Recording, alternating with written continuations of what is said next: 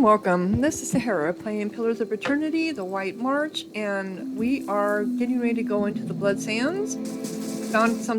Heard some disquieting news in our last episode about our issue, the Awakening. It cannot be undone, but if we talk to Deos, maybe he can explain to us what happened in our past that caused us, what these memories are that I can confront him.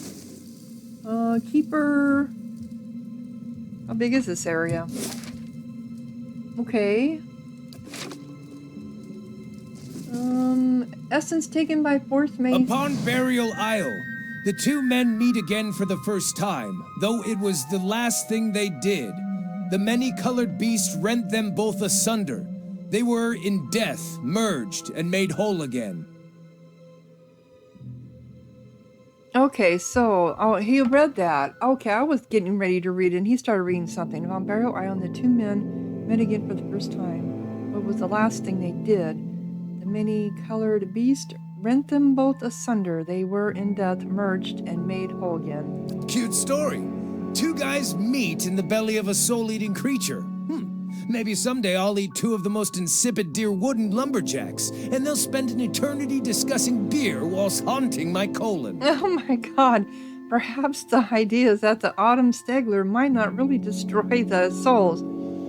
Why so flippant? It sounds like Gallowin gave you an incredible power. You were the one to ask for his help. It's not like he came to you. Yeah. Yes, well, he stares at you for a long moment. He stares at you longer still, his chin resting in his hand. Fine, you make a good point, I guess. I guess I've been mad about the details when in fact I was able to master the spirit shift after petitioning Gallowin, just as I asked. He runs his fingers along the scars that connect his missing eye to his missing ear. I wanted to be a better hunter, the greatest. That's probably some lesson here about tempting one's desires.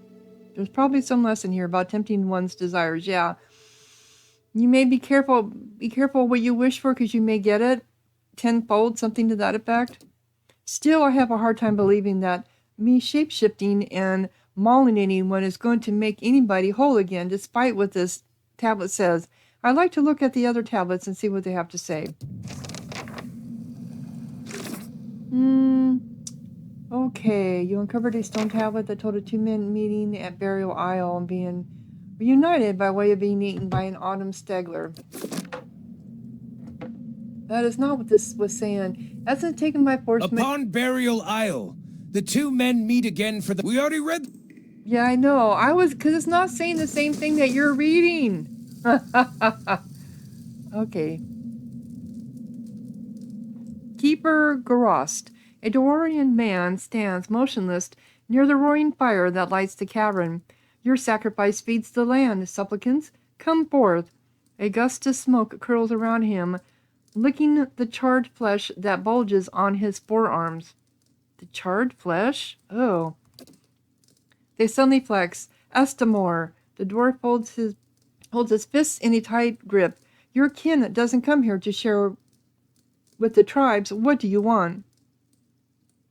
What's this place? Blood Sands. The dwarf picks on his scarred forearm. His gruntal sigh mingles with the crackling of wood and bones behind him. As I said, Estamorian rarely visit our halls. The Glapendians call this place Blood Sands. We call it home. The Etket Knoll have tended this land from within this cave since before the arrival of the tribes to Twin Elms. He crosses his arms. Be warned, Estamor. We bleed life to nurture it. Our sacrifices might strike you as savage, but the health of these lands depends on them. It is unnecessary for guests to insult their hosts. It's unseemly for guests to... Yeah, and I wouldn't insult you. Tell me about the sacrifices. He spreads his stocky legs apart and locks his forearms. Everything must die to return anew, Estamor. Through the sacrificial rites, we offer supplicants the honor of giving their most precious gift back to their brethren, back to the land. The dwarf lifts his fist, thick and mottled by red scars. The blood gives us strength. Even the Glamphithians have come to depend on the blood paint.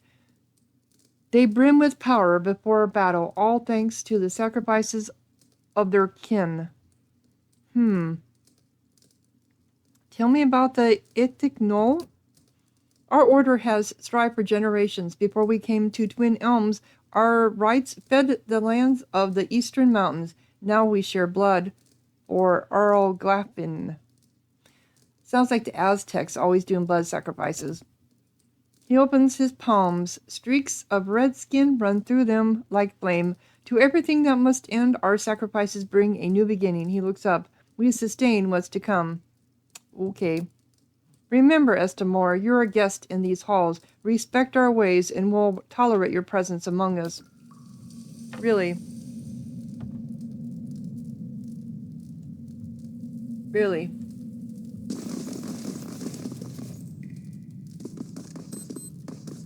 Smoke curls up from these charred skeletons. The smell is nauseating. Yeah, I can imagine. I imagine it is. Now the keeper, does this go anywhere? Oh, it does. Okay. Greatness requires sacrifice. So I guess there's going to be a lot of different things to read as we go along here. I'm assuming.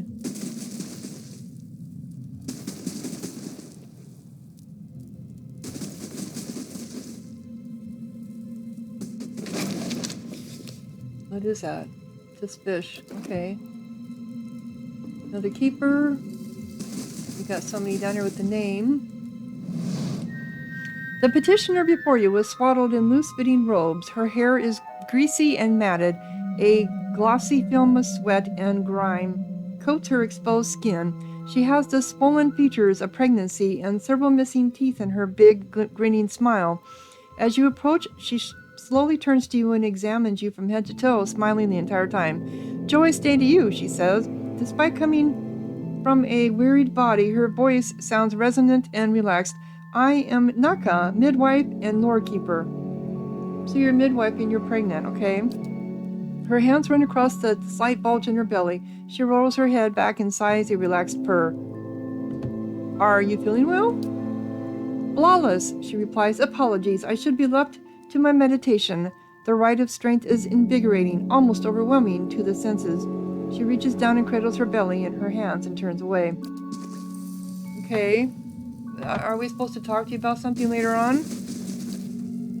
Time to see and not be seen. Time to see and not be seen. Oop, I found something. Look at this. Lockpicks. Okay. The keeper. I'll get to you when I come back. I think there's a flame bride. What the hell is a flame bride?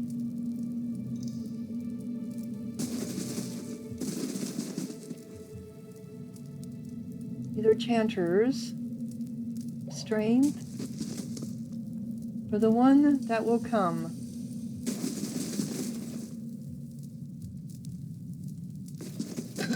No, I'm not going to take that. Alright, so this is another wall. The blood is sacrificed. As souls split into multitudes, many lives come from one. The truest of power comes from sacrificing the shard to return its strength to the mother stone. The many lives from one sounds familiar. I was taught that sometimes between death and rebirth, a soul splits perfectly in two, creating two viable souls from one. Sounds strange, but it makes sense when you think about how the population has risen in generations. It's kind of a mathematical necessity that some process like this is happening. Thanks for the animancy lesson, but what do you think this has to do with you? Maybe the Autumn Stegler has very important a role to play in this life cycle of souls? Yeah, let's go with that. Sorry, sir, I am not eating your soul. I'm merely serving a vital role in the natural process. He rolls his eyes. I see what you're getting at, but it's not making me feel better. Fungus that grows on shit has an important role in the natural order. That wouldn't make me thrilled to spirit shift into a shit blossom. I just can't shake the fear that I'm the shard and my destiny is to be fed to something greater. He stares at you wide-eyed and silent for several moments. Guess worrying won't do me any good. Let's read those other tablets. Okay. This girl is sometime a 22-man meeting. You return by way of being eaten by an autumn stegler. Cryptically, of souls spilling over the ages, one soul slowly becoming split into many. The tablet also hinted that great power comes from merging souls that were once split from the same origin. I believe in reincarnation, and I've also thought about this. With the growth in population, where are all these reincarnated souls coming from? When I die, I go into another place. I mean, I'm reborn again in another body, whether it's here or on another planet, another dimension. I don't know. But this is an interesting thought that because of all the new bodies being born, that the souls are splitting. Interesting. A different concept on that. Okay. We read that one. This won't stop me for long. There! Done! Quiet!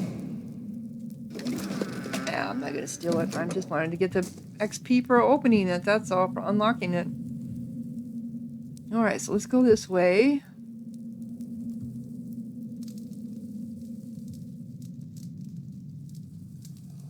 More keepers. The heat emanating from this pool threatens to singe the flesh on your face.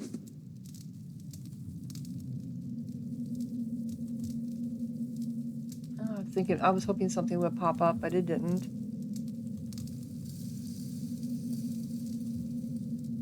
Oh, is this another tablet? Yes, it is. Okay. Each generation, the Anumfoth must stand before the autumnal beast in judgment. The wise endure, passing on their strength.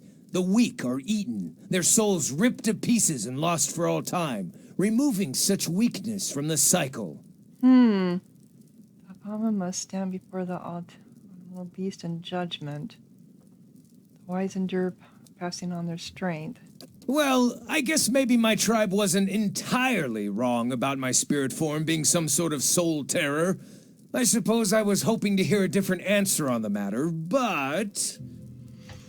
But it's worth asking. In all your times walking in the autumn stegler's fur, how many souls have you destroyed? The truth is revealed to you, and you whine about your distaste for the answer.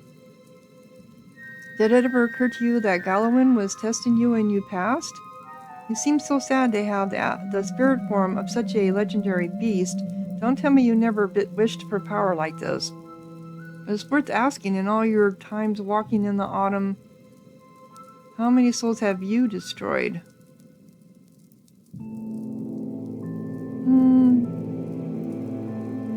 Yeah. That I'm aware of, none, he says, resolutely as his face turns red. I get what you're saying. I merely wear the form of the autumn stegler. It's not in control of me, nor the sum of who I am. He lets out a long sigh and relaxes. For years I've been telling myself my tribe judged me unfairly. Guess they weren't completely wrong. Well, enough prolification for the moment, he says, petting down a cowlick of hair. I need to know more. Let's look at those other tablets. Okay.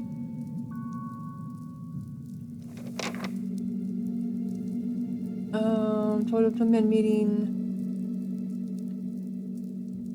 Founding Stone Town spoke of spiritual leaders being judged by the autumn stegler. The writing suggested that the stegler kills unfit, destroying their souls in the process. Which seems stupid. Destroying their souls. Because when you destroy a soul, they can never come back, right? Well, this thing is huge. Supplicant, chanter, frame. Oh, we got something coming up here. As your blood flows, so shall your essence. Your life's energy shall feed the soil. and your soul's energy shall enrich the community. This is by your own choosing, supplicant?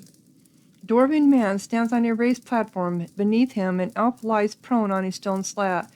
Table, as you get closer, you hear the dwarf speak in a gravelly monotone. So he's sacrificing himself. Yes, the elf's voice is high but even. The dwarf grips a hatchet with both hands and raises it over his head. He throws his shoulders forward and swings the weapon into the elf's chest, connecting with a meaty thump. Blood gushes around the blade, and the sacrifice's screams rend the air. But isn't this murder? Even though this is, okay. So even though they're willingly saying, yes, I want to be sacrificed, it's kind of like suicide in a way. It's assisted suicide. It's still a form of murder. Because you're taking someone's life. Harvick's hand clutches his chest as his eyes widens in amazement. I did say I wanted to see the teachings of other druids, but I think I was imagining more. Dried herbs and chanting. We never did that in my circle back home. Never. Despite his earlier agreement, the elf thrashes atop the stone table, his torso arching while his arms and legs remain tight in place. Meanwhile, the dwarf spreads his arms wide and allows blood to splatter his robes. When the elf is finally silent and still, the dwarf pulls his hatchet from the body and wipes it on his helm. On his hand. Not him. Him. Wow.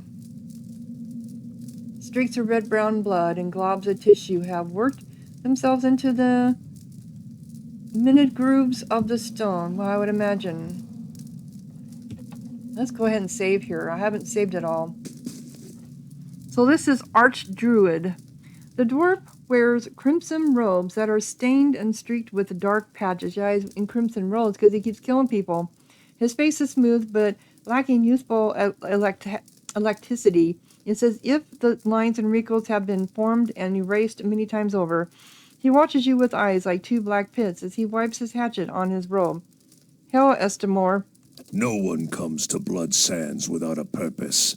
What is yours? Who are you? I am the Archdruid of the Ethic Null. For centuries it has been my duty to guide our rituals and guard our knowledge. It is work that requires a certain resilience, but it is not without its benefits.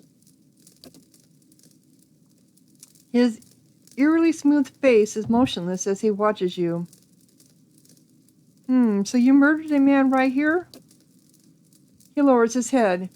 Your simplistic morals do not apply here, Estimor. Murder does not enter into it. It was a sacrifice, and one willingly entered into. The survival of all things depends on balance. Give and take.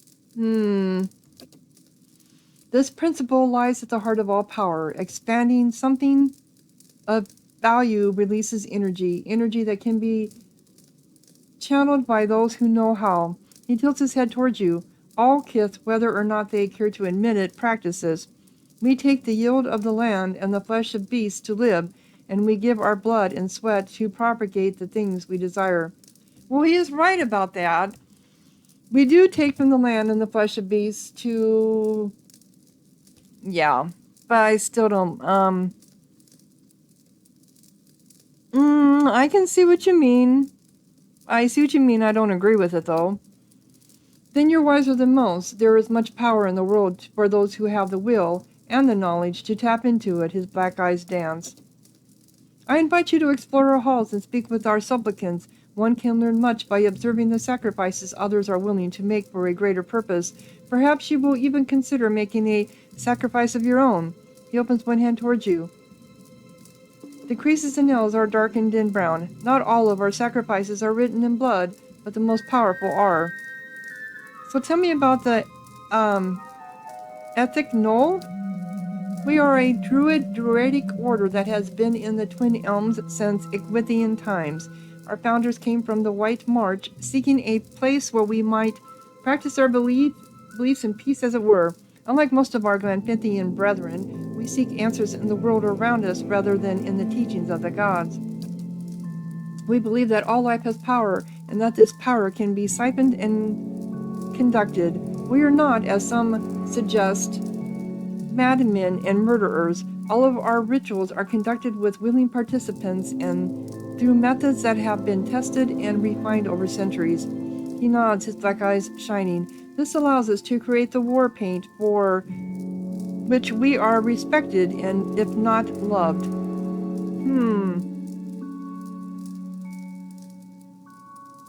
I want to know more about your sacrifices. A grunted laugh rumbles from his throat. We merely believe that in giving up something of value, the energy from the sacrifice can be diverted elsewhere. It is not so different from what folk practice all over the world. If you want to turn the soil, sell a ship, or move a cart, you must expend energy. He smooths his robes. But we're best known for our practice of kit sacrifice. This is the most potent form of sacrifice because it releases the most energy. We distill the essence of an entire soul into raw power that can strengthen the body, fortify the soul, and extend life. And what's war paint? A special agent binding raw essence to the wearer. It grants incredible advantages in combat and has made us indispensable to the tribes. Whatever they say about our practice, almost all of them have made use of our war paint at some time or another. A slow smile spreads across his face. Fascinating indeed how the most strident objections can be overcome by circumstance. True. I understand what you're saying there too. How are you different from the Ovets of the Golden Grove? A dry laugh rasps from his throat. Golden Grove. I remember when Eronia came up with that name. He gives you a darkly gleeful look. Used to be as green as the rest of the forest, you know. We're more similar than they'd like to admit. We both believe in achieving power without the double-edged aid of the gods. But their fantasy is pure creation, something from nothing.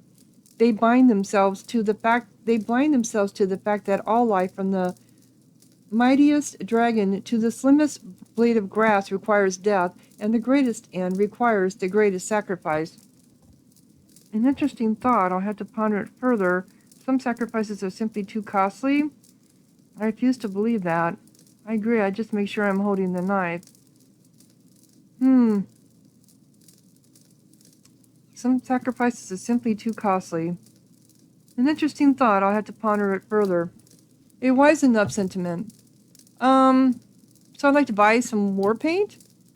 I'm no merchant, godlike. Talk to Keeper Wigden. She's around here somewhere. Okay. Farewell. Interesting. He has some valid points, sure. That's an Earthbright. But, alright, is there a way through here? I don't think we got to all the tablets, did we?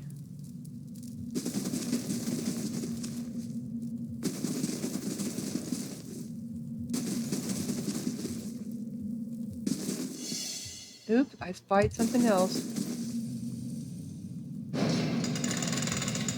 Oh. Is that all the tablets? Did we go up into this room? I think there's a room up here. Nope, here. Oh, this is the room that I just opened.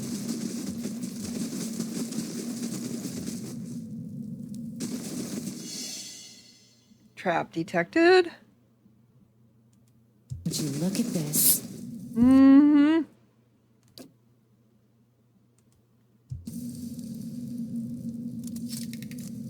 Cannot disarm the trap. Do you wish to trigger it? Oh. There! Done! That one I was able to. What is that? Blood Testament. Hands.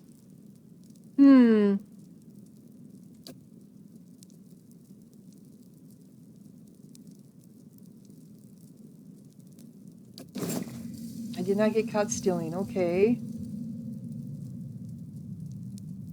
Alright, you guys all back here. Alright. And then me. Up here. Eh?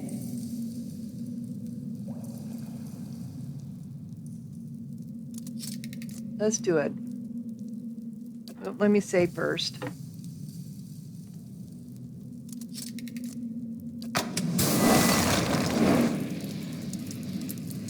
Okay. Is it worth it? It's for a flask of war paint and... Oh. Well, that's worth 1,000. Lore, perception, resolve, and dexterity. Okay. Yep, Sure. It was worth it. It was worth it. Because... Alright. Let's compare this. All damage per rune. Oh, it has to be done by a monk. Okay, so we don't have any monks with us. So... that would go down here. But the flask of war paint.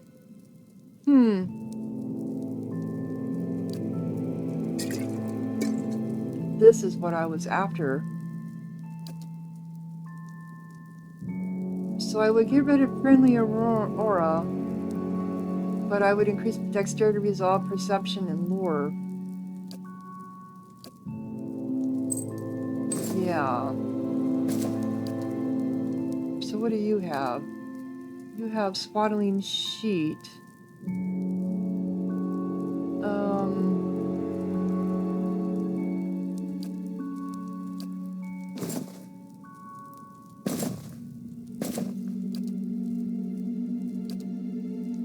Yeah, shimmering cloak.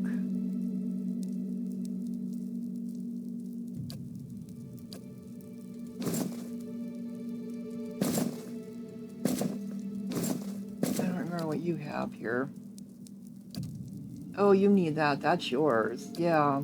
The mine lance. If I can remember that. You have it.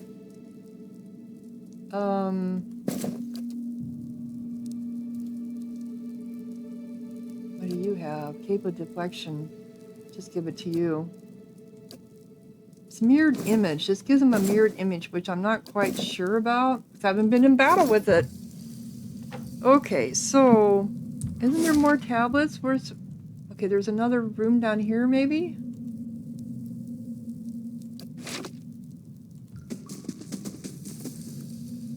Come on, everybody. Got it.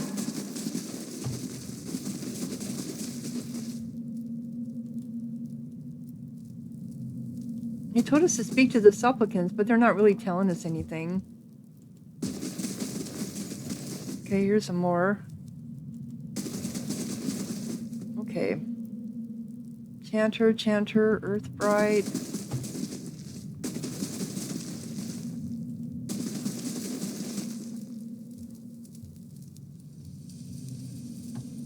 Keeper, Chanter. Oh, here we go. Here's some more tablets.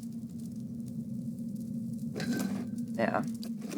Alright, let's see what this one says. Is not the water sacrificed unto the plant, and the plant sacrificed unto livestock, and livestock unto man? When the lesser soul is sacrificed to strengthen the greater soul, the whole of our family grows stronger. When the lesser soul is sacrificed. This is why they wanted to sacrifice that child. I suppose I get the argument. We all have to kill and eat, constantly for that matter, to live. This sounds like it's talking about the Blood Sands rituals. I wonder how, or even if, this is relevant to me. You wear an eye patch a wall. I thought you were supposed to love cryptic information like this. Have you considered that the Autumn Stegler may have been sacrificed to you? That Galawa was making you stronger? His good ear stiffens while his mangled ear twitches and shakes. It hadn't occurred to me, but I did win the fight. If Galawan were truly displeased with me, I can't imagine I'd have walked away from that trial alive. True.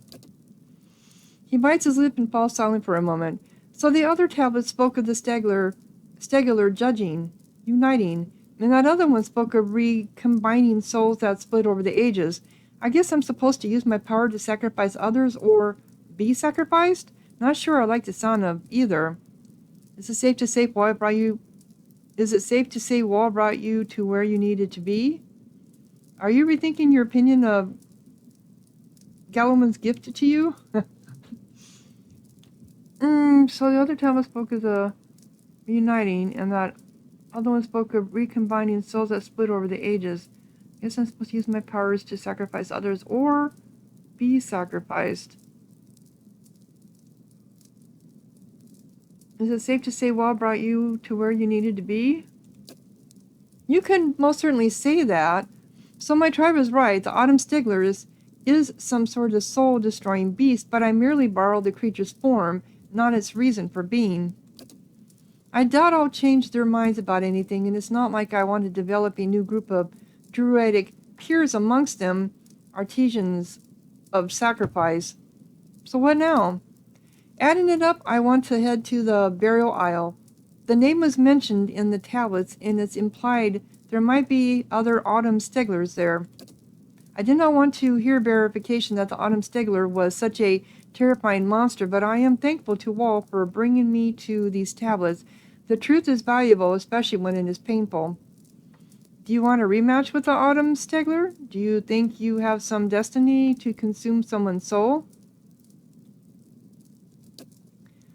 It's a notion that has always troubled me. Maybe eating souls is like fucking. I just meet the right person. Instinct will take over, and I'll feel ashamed yet smug the following morning. Okay. Okay. Also mentioned that many infants would travel to the burial. Yeah. True to form. So it updated. So are we done here then?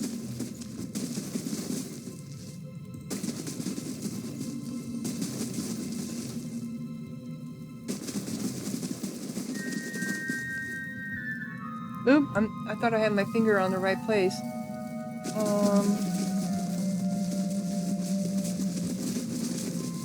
Eh? Got it.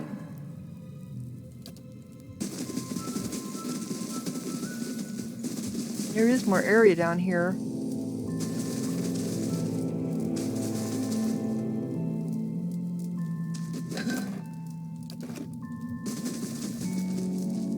Another keeper. Hail, Estremor. The elderly dwarf blinks at you, not quite looking at you. Her eyes are pale and clouded with cataracts. Welcome to Blood Sands. It is rare that the Estremor sets foot in these caverns, her sightless eyes fix on you as she tilts her head. What brings you here, I wonder? What do you do here? I sell and maintain certain goods for the preservation of our order, and I perform some of our ritual sacrifices. Oh, she's the one that, we buy something more? How do these sacrifices work? Like any worthwhile ritual, it is too complex to explain in detail. It involves clothing the supplicant's essence, binding it to their life's blood, and drawing it into the container or vessel. Tell me about Blood Sands. She cackles. Already I have heard your questions bounce along these walls. You asked Renston himself of our practices, did you not? This, the raw, bloody heart of Earl Glaflin, where some come to give their essence back to their people. Her dry lips bend into a sardonic grin, where others seek a noble escape from their trials.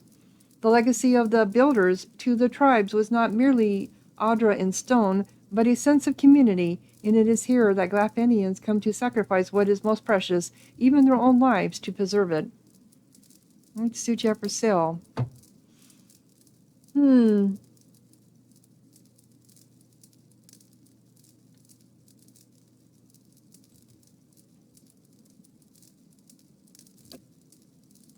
I'll buy it all because I've got... Alright, let's do this first though. I want to get those off of hers because otherwise they'll combine. They will combine.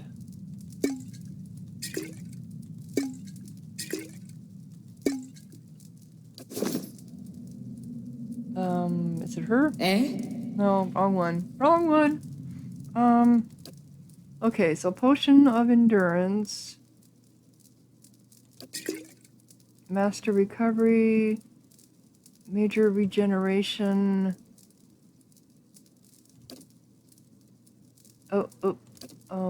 Sorry, I clicked on the wrong one. Against elements. I've never used any of those.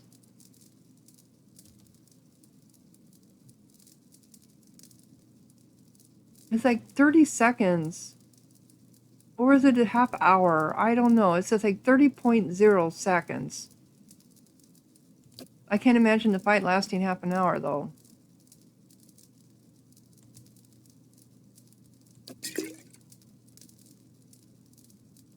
So that's 12,000. Okay. Yep, that'll work. We got him. Okay. Time to see and not be seen. I just have to remember I have them. So I think this is all of it, this area.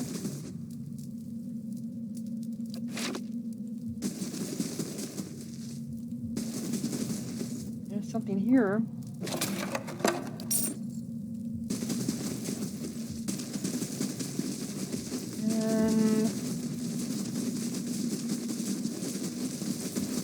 Anything over here? Nope. Oh. Maybe there is, but I missed it? Oh, that just brings me out here. Okay.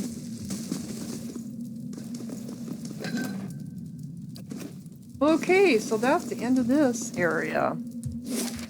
There it is, right there.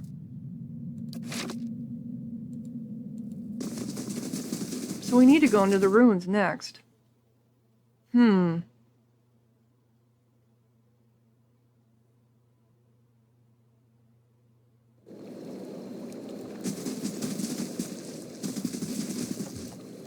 I also need to go to my... So I have something going on here. Oh, he's a bad visitor. He needs to talk to me about something. Even in 7 days. Alright, so the ruins are over here.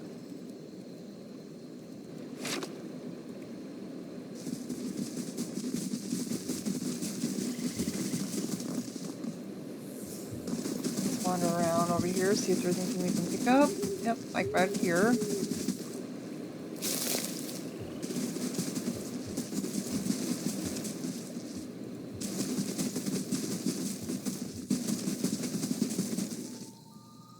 And those are the two that I was speaking to before.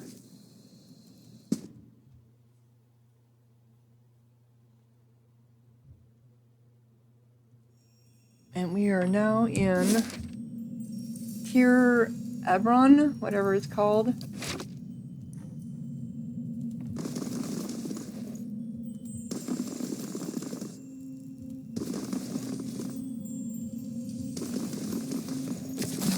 Oh, look at all the different books. Book of the Hunt. A lot of stuff to read off camera. Daily affirmations of focus and efficiency. Excerpts from the Sermon of Struggle. The Midwife's Memoirs. I think I've already read that one. And what is this? The Queen That Was and Still Is. Oh.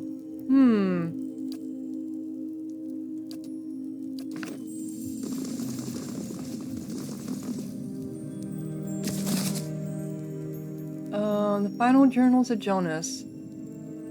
Yeah, we've already had this one before too. Missives of the Hand Occult. Dearest brother, or was it sister?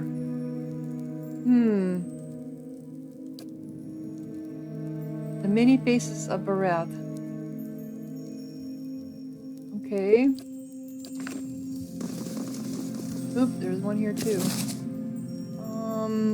10 Years of Dawn. Selected correspondences of Giftbringer Iden. The enigmatic god of cold. That's interesting.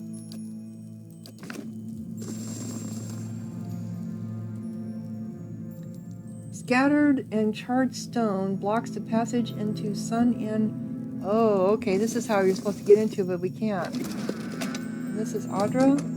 Luminescent Audra Shard.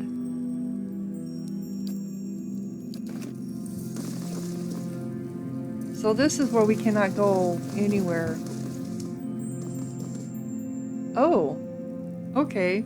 I always forget about clicking on those things. Magnificent.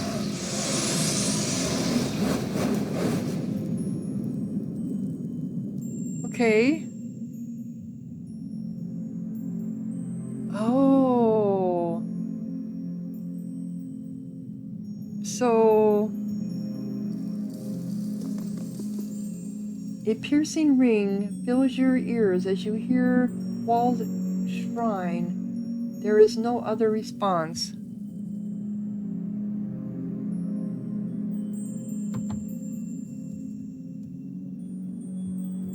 Can I click on any of these? Oh, I can.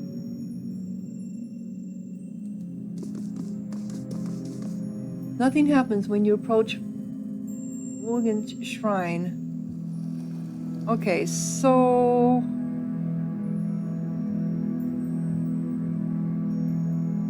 how do I know which one to pray to?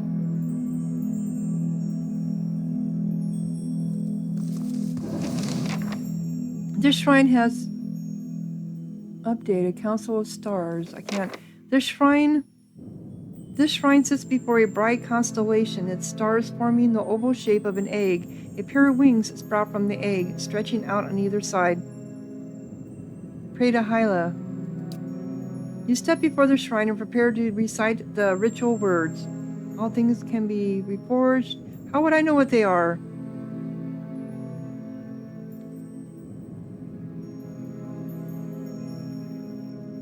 Life. All things can be reforged. There is life and death and life. Survival begins with strength. From within, life, every note of life, love every note, live every note of life's song.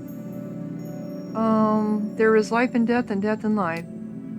Your words seem to fade, once voiced, as if they were cast into a vast emptiness. The hall grows deathly still and silent, and then the ground starts to tremble beneath your feet.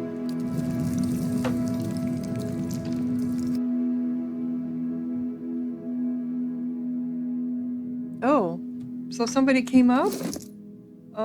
I wanted the journal. Council of Stars. It seems the gods want something from me as well. To earn favor, I'll have to complete the task given to me in the vision. Aids of the god. Pray the gods. Okay. I need to pray to them.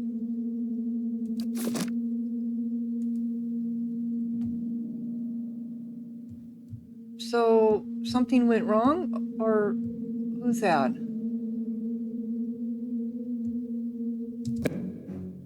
Why are we fighting? Hey. Why are we fighting? Because I gave the wrong response. How would I know that? But these ones I'm not fighting against. I don't understand how this goes. Alright, so I'm going to redo that. Yeah.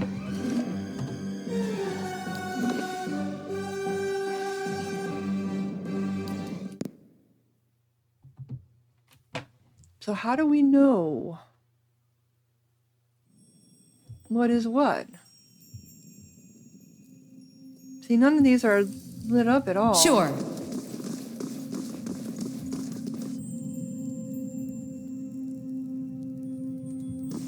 Well, now they're not lit up at all. Is it because I have to take the books first?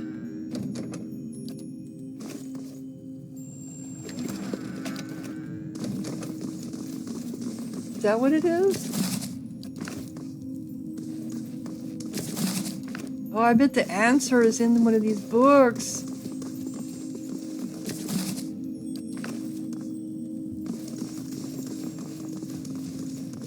I bet the answer is in one of these books.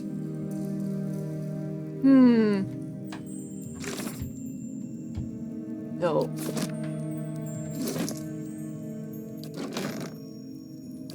which would be a pain. So this is crisp flashes of light. What do I need this for? This became a quest item.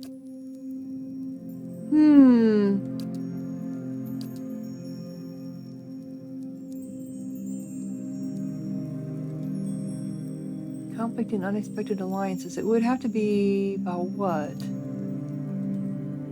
Selected correspondence, song of ocean waves of sorrow for requited love.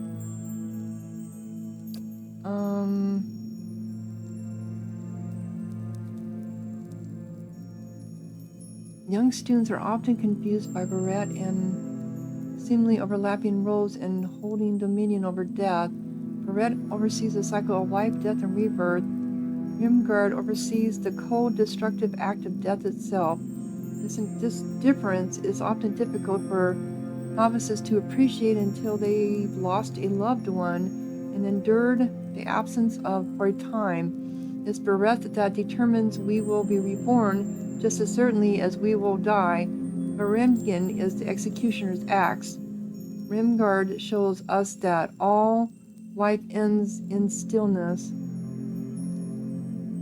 The bone-wide uncrocked skull found carved within the most ancient of as a symbol embodies not just in death but also manifestations of collapse.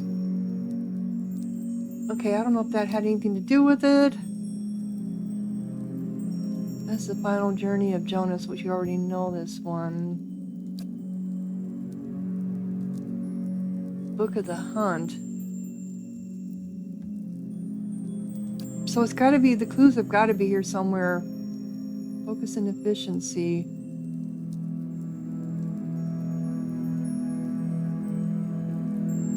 The work of others and they will value work. Bracers.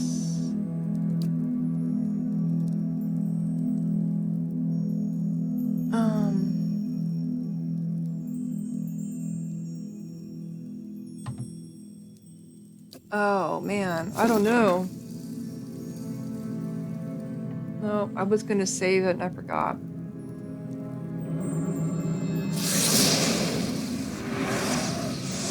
brothel for the ages. A brothel for the ages.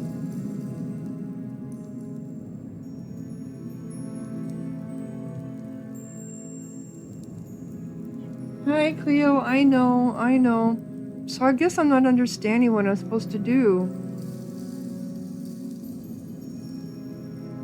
Only some of them can be... There's only 1, 2, 3, 4. So you gotta have the right answer for them?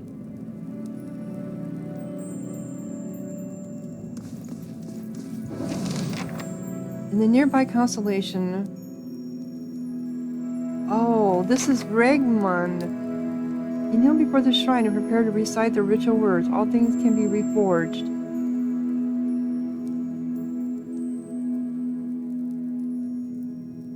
Love. Okay, struggle is our fundamental nature. I sing for our... All life ends in still... Oh, all life ends in stillness, yes. You feel a sudden gust of cold air, as if the shrine were bursting into wintry life. The frigid wind cuts through you like a sharpened blade, and darkness encroaches upon the edges of your sight. You kneel and close your eyes. Oh, I got the right one. As you pray, the blackness fades to white, and a howling wind fills your ears. The vision that slowly resolves itself is of a broad, frozen plain. You see a procession of elves in the distance, periodically fading into and emerging from the whiteness. They trudge over snowbanks, their heads down against the driving winds. I know this place. This is the white that wins. As they trek past you, one man bundled in furs turns his head. You headed for noon frost and the frost-hewn beach, too.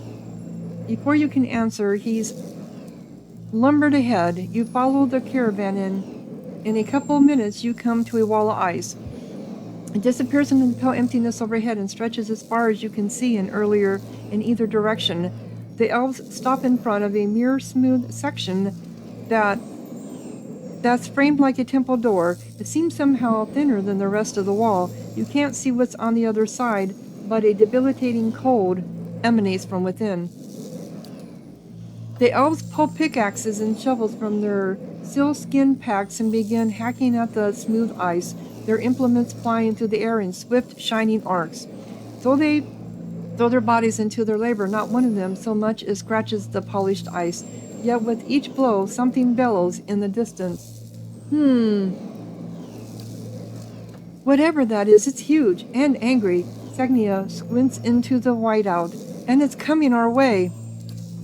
Eater calls out to the elves, "Hey, you might want to hold off on that," but that howling wind seems to swallow up his voice. The elves hack away, seemingly oblivious to the furious lowing and to the tremors under your feet. The snow has risen to your knees, your legs feel frozen in the drifts.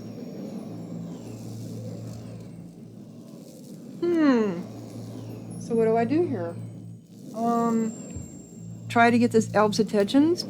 You grab the nearest elf by her shoulder, shaking her and yelling over the howling winds.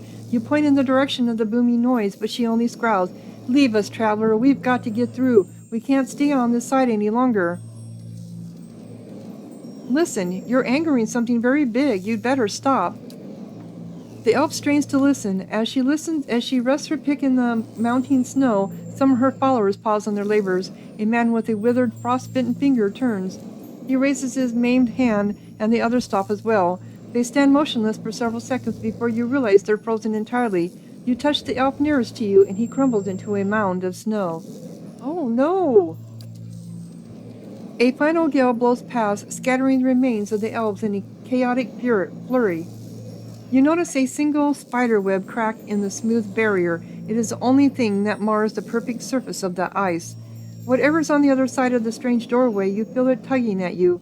Only when you look back and see the parallel gashes trailing behind your legs in the snow do you realize how strong its pull is.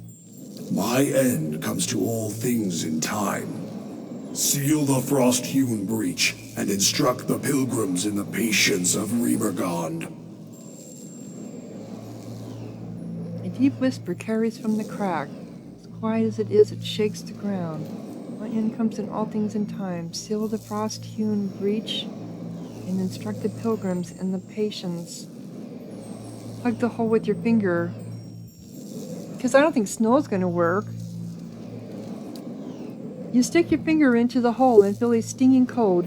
You yank your hand back, but the finger snaps off and remains wedged in the crack.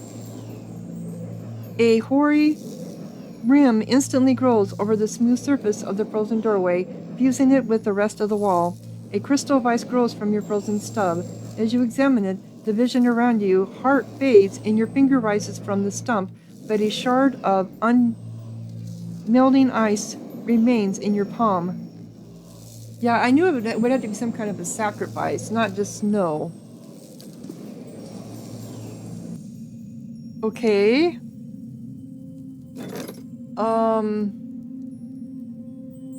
What was that all about? Taxes collected, loss, no, okay. Council of Stars.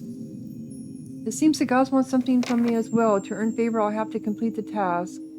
I saw a procession of pale elves perish before a wall of ice.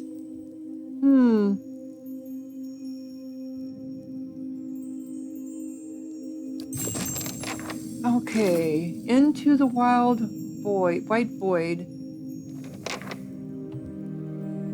The frost-hewn appeared to be part of a temple called Moonfrost. If I can find place of temple in the Twin Elms, I may also find... So, no, none of these other ones are active. Oh, this one is.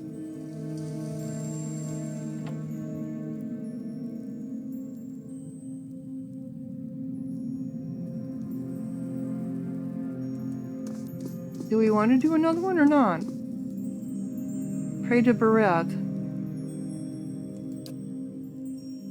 All things can be reforged. Barrett is what?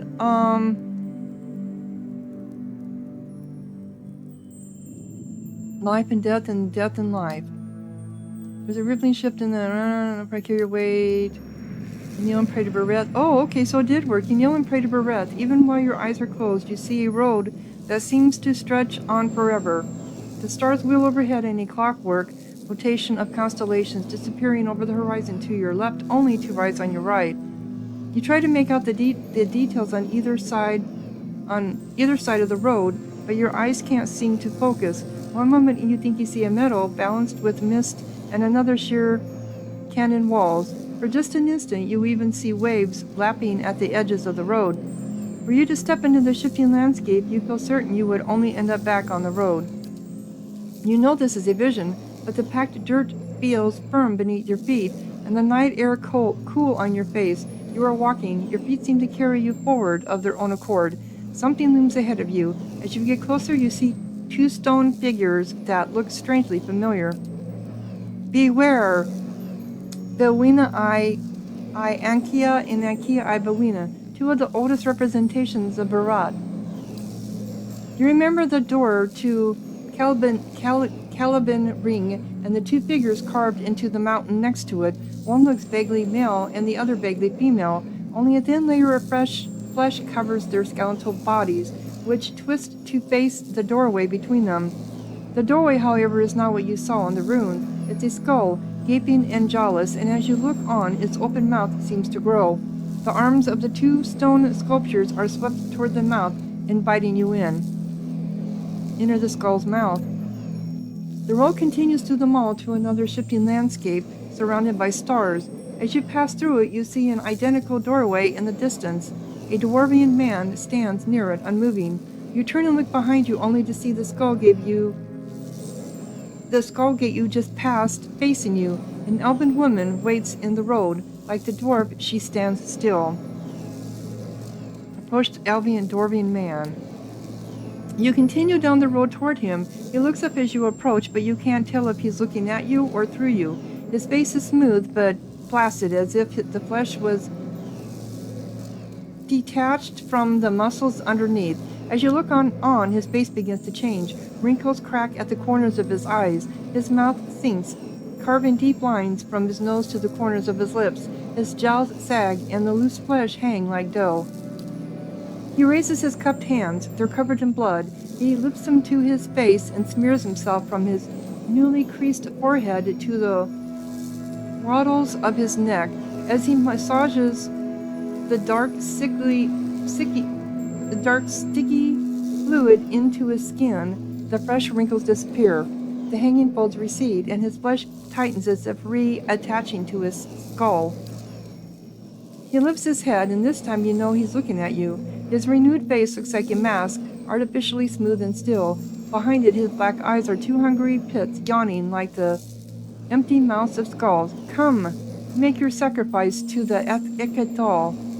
His body blocks the path. He extends a bloody hand towards you. Take his hand.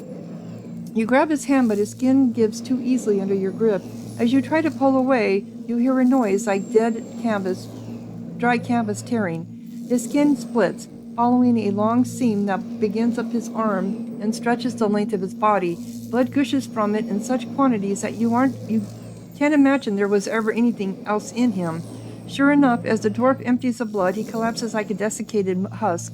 The blood in the path gleams with 1,000 souls worth of essence. The essence evaporates, trailing shining filaments into the night sky. Only now that he is dead can you continue onward.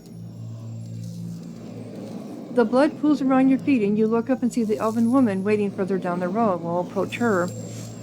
You start toward her. There's something unnatural about the way she stands. She's too still. When you get closer, you see that her legs taper into a slender trunk, and in place of her feet are gnarled, twisting roots. She lifts her face to an invisible sun. Her long golden hair is the color of autumn leaves, and as you look more closely, you realize that her head is actually covered with tendrils and vines sprouting brilliant yellow leaves. Each glimmers with the essence of an entire soul. She gives you a beatific smile. As you look on, the leaves slowly fall from her head and settle at her roots. They melt into the path beneath her, and almost immediately new leaves sprout in the place of the old.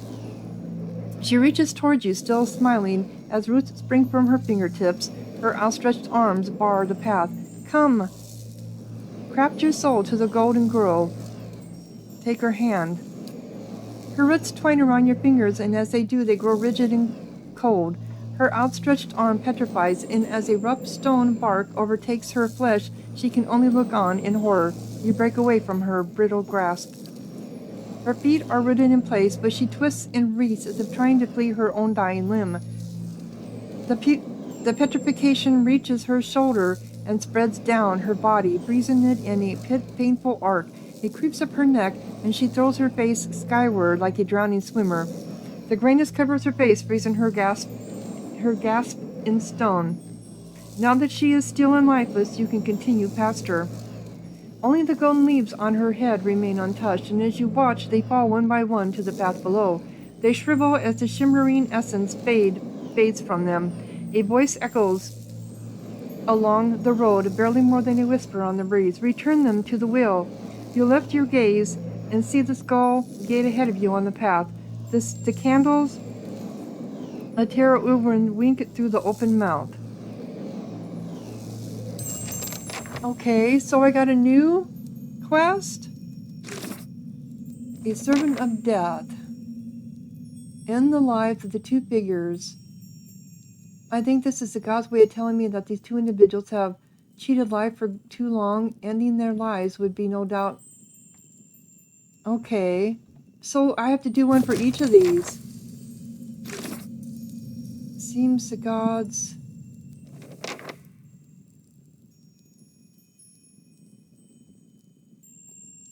Okay. So if I do one for each of these?